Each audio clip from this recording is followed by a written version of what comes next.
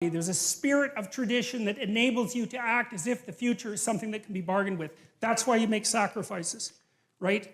And the sacrifices were acted out for a very long period of time, and now they're psychological. We know that you can sacrifice something valuable in the present and expect that you're negotiating with something that represents the transcendent future.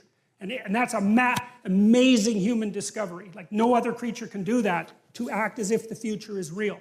To note that you can bargain with reality itself and that you can do it successfully. It's unbelievable. It responds to sacrifice. It answers prayers. I'm not saying that any of this is true, by the way. I'm just saying what the cloud of ideas represents. It punishes and rewards. It judges and forgives. It's not nature. You see, one of the things that's weird about the Judeo-Christian tradition is that God and nature are not the same thing at all. Whatever God is, partially manifest in this logos, is something that stands outside of nature. And I think that's something like consciousness as abstracted from the natural world.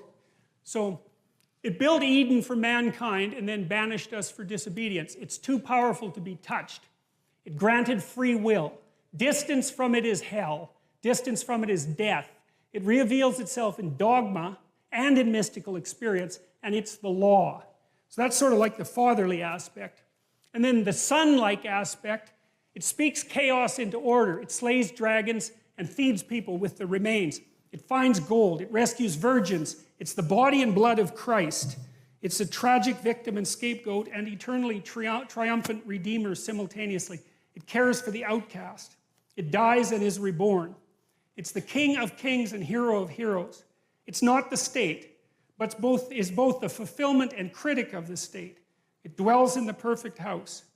It is aiming at paradise or heaven. It can rescue from hell. It cares for the outcast. It's the foundation stone and the cornerstone that was rejected, and it's the spirit of the law. And then it's spirit-like. It's akin to the human soul. It's the prophetic voice. It's the still small voice of conscience. It's the spoken truth. It's called forth by music. It is the enemy of deceit, arrogance, and resentment. It's the water of life. It burns without consuming, and it's a blinding light. Okay, so that's a very well-developed set of poetic metaphors, essentially, right? So these are all, what would you say, glimpses of the transcendent ideal. That's the right way of thinking about it. They're glimpses of the transcendent ideal. And all of them have a specific meaning. And, well, in part what we're going to do is go over that meaning as we continue with this series. And so what we've got now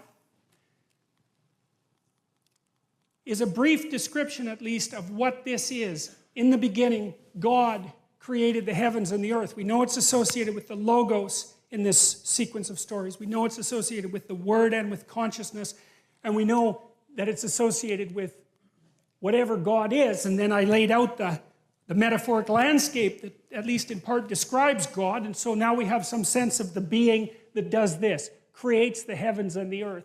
The earth was without form and void. That's that chaotic state of intermingled confusion. And darkness was over the face of the deep, and the Spirit of God was hovering over the face of the waters. And God said, "Let there be light," and there was light.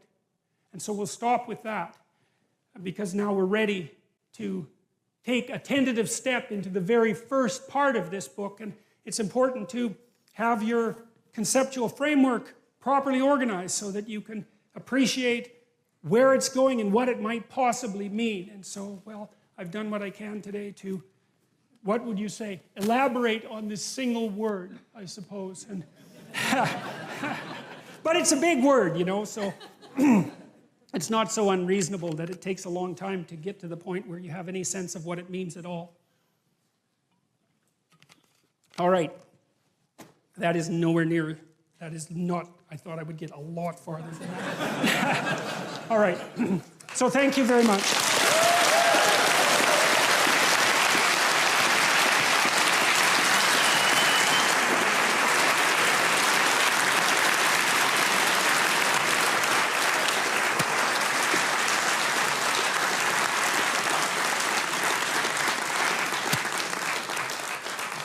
So we do have time for some questions. We have to be out of here at 10:30. It's 9:30, so maybe we'll have questions until someone crazy grabs the microphone, and or maybe we'll have questions for half an hour, something like that. And so if anybody has any questions, then there's a microphone there, and there's a microphone there, and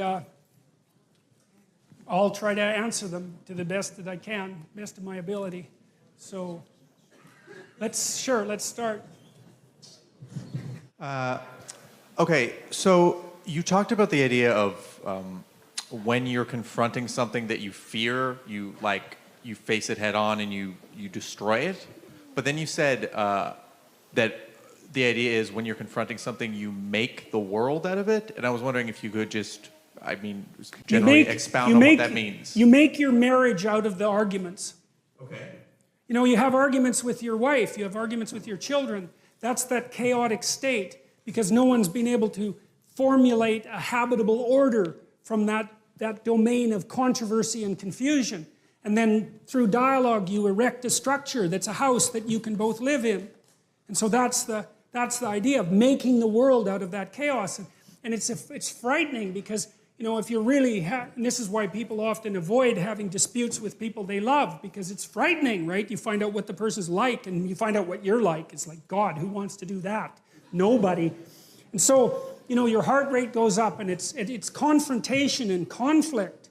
And that's because you're encountering that domain that hasn't been properly mapped or configured. And you're doing that with your predator detection systems, essentially. And so that chaos that threatens the stability, say, of the marriage is equivalent to, well, it's equivalent to the serpent in the tree. That's one form of equivalence. And then by dialogue, through dialogue and negotiation, you formulate the problem. What exactly is going on here? Where exactly are we? What exactly is the problem? And so you keep talking until you reach a consensus about that, one that you can live with, one that you can act out, right? And then maybe you come up with a solution to the problem, and you've established peace again. And peace, that's the house that you can both live in. And that's the chaos. That's the chaos that people can fall into all the time and often do. And it's the chaos that makes a marriage wash up on the shores and transform into, like, you know, 15-year divorce court. Very horrible thing. So that's the idea. Okay, thank you. Okay.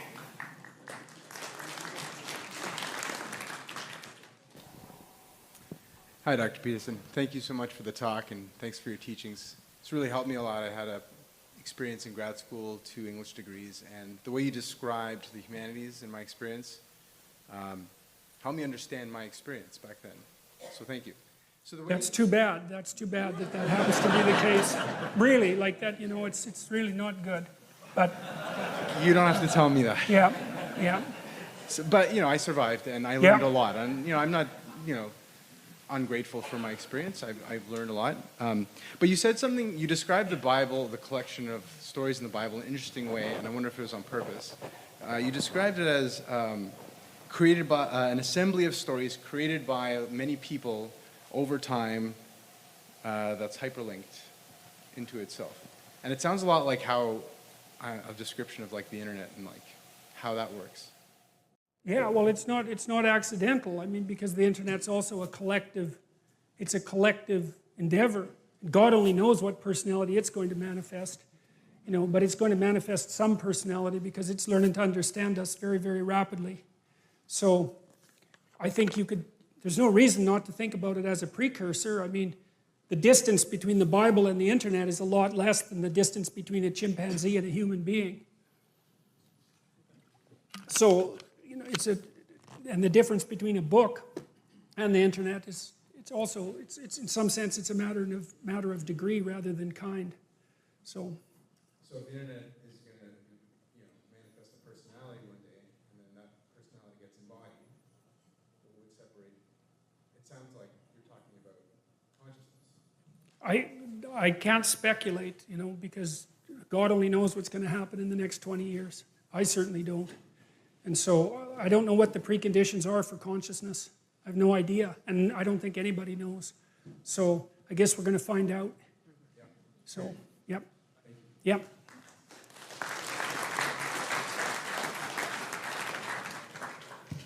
Hey, Dr. Peterson.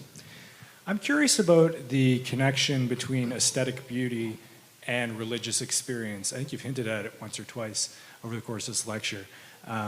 Is it possible for something that's incredibly beautiful to evoke a religious or mystical experience, or something kind of in the same ballpark? I think that's what they're for. Yeah, in some actually, sense, I mean, if you look at the Yeah. structure of like a Renaissance cathedral, there's That's just literally what I was just gonna. That was Right, the right. That was my tag on. I apologize, I didn't mean to interrupt.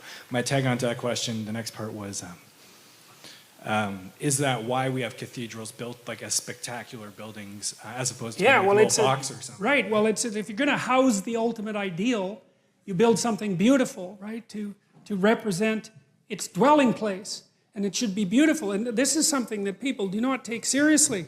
And this is especially something we don't take seriously in Canada. I mean, you think about all the hundreds of millions of dollars that were invested into beauty in Europe. I mean, spectacular, excessive investment in beauty that's paid back. God only knows how many multiples of times. People make pilgrimages to Europe constantly because it's so beautiful that it staggers you. Beauty is so valuable, and we're so afraid of it. And I think we're afraid of it because it's a pathway. It's not the only pathway to the divine. I mean, there's pathways to the divine. Love is one of them, I suppose. But beauty, especially for people who have an affinity for beauty, it's like music. It's one of those things that you can't argue against, right? You can't even understand. It just hits you. And it shows you the ideal. That's one way of thinking about it. But it also shows you, I think, it's like a vision of the potential future. It's something like that as well, that if we just got our act together and beautified things, that's the place that we can inhabit, and that would ennoble us. And that's why this Jerusalem, the heavenly city, is paved with gemstones. They're crystalline, they emit light, and yeah, it's the proper dwelling place for an enlightened consciousness. Beauty is the proper dwelling place for an enlightened consciousness. And we ignore it at our spiritual and economic peril. It's obvious that beauty, there's almost nothing more valuable than beauty. Economically, practically, right? So, yeah. Why that is, I mean, I don't, it's very, who knows? I mean, why we experience gemstones, for example, is beautiful. It's very mysterious, but there are deep reasons for it. So, yeah. Hi. I have a bit of a similar question, actually. I know one of the ways in which the Bible is appreciated, even by some of its harshest critics and deeply atheistic people, is as a work of literature, and is something, at least the King James or the authorized translation of the Bible is something very aesthetically beautiful and a great work of literature and a great work of poetry. And I'm wondering, just from your study of it and from your personal perspective, if there's any particular passages or parts of it that you find particularly have struck you in that way, or that you cherish more than any others that you'd be able to share? Or well, the ones that have really opened up to me, I think, are the stories in Genesis, right up to the Tower of Babel, because I think, well, and hopefully I'll be able to talk to all of you about that, but I think I've got some sense of what they mean and why. I mean, I know it's not exhaustive, and obviously, but and then the story in Exodus as well, I also feel that I've got a handle on that, and so those have hit me really, really hard. And that, I mean, just trying to understand this first part of Genesis, to try to understand what these concepts mean, has been, especially when I started to understand that the concept that human beings are made in God's image, that God has all those attributes that we just described, that human beings are made in God's image, that's actually the cornerstone of our legal system. That really rattled me, because I didn't understand that clearly, that our body of laws has that metaphysical presupposition without which the laws fall apart. And that's starting to happen. It really is, like the postmodern critique of law. The law schools are, I would say, they're overrun by postmodernists who are undermining the structure of Western law as fast as they possibly can, because they don't buy any of this. And so they're much more likely to just think of the law as something like a casual, pragmatic tool to be manipulated for the purposes of bringing forth the utopia. It's a really, really, really bad idea. So it's very strange to me that we go off track when that metaphysical foundation starts to get rattled. And so So do you think your appreciation of the aesthetic beauty of it comes from a belief in like the truth of the underlying propositions? I mean, it's because like even the atheistic critics I'm thinking of, like even Dawkins or Christopher Hitchens, really appreciate the Bible as just a piece of really beautiful literature, and I guess the quality of the writing and the sort of exalted themes behind it, even if they totally reject the underlying premises of it. But you seem to I don't think that you can see it as beautiful and poetic and reject the underlying premises, because if you see it as beautiful and poetic, you're accepting the underlying premises with your experience of the beauty and the poetics, even though you may be fighting it with your articulated rationality. So I think all that indicates is a disintegrated perspective on the book. And it's not surprising that that's the case. I mean, it's the perspective that everyone has on the book, except with them it's more well-developed and well thought through. But I think it's fundamentally, they're not approaching the thing with enough respect. That's my sense, and who knows, right? Because I don't know, but what I've tried to do is to think, there's probably more to this than I know.